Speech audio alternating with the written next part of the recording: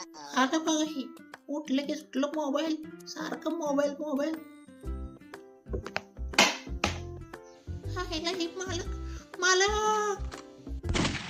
काय मी काय म्हणतोय, सुधारणार आहे का असंच राहणार आहे? म्हणजे बरं एक मिनिट राहतो पुन्हा. नाही नाही चोका आमच्या तोंडावरच. काय म्हणत होय हा बोल आता काय म्हणत होतास. मालक? तुमच्या ना तुमच्या बोट.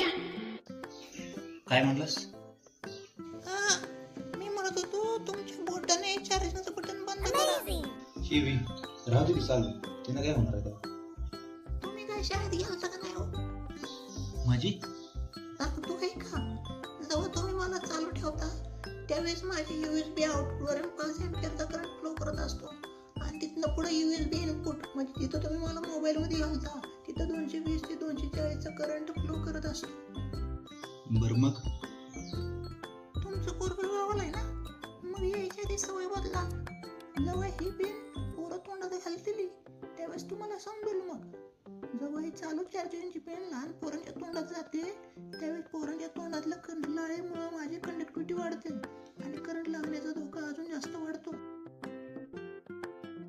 लगेच डोकं धरून बसू नका, पुढं काही सांगतो ते ऐका.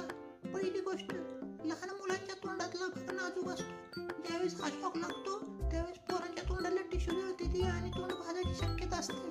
2, पोरासने कार्डियक अरेस्ट याची शक्यता असते. 3, ज्यावेळेस हा करंट मुलांच्या मेंदूपर्यंत जातो त्यावेळेस ब्रेन डेड व्हायची शक्यता असते. आणि 4, सगळ्यात मोठा धोका मृत्यू. तर ह्या गोष्टी आपण समजून घेतल्या पाहिजे.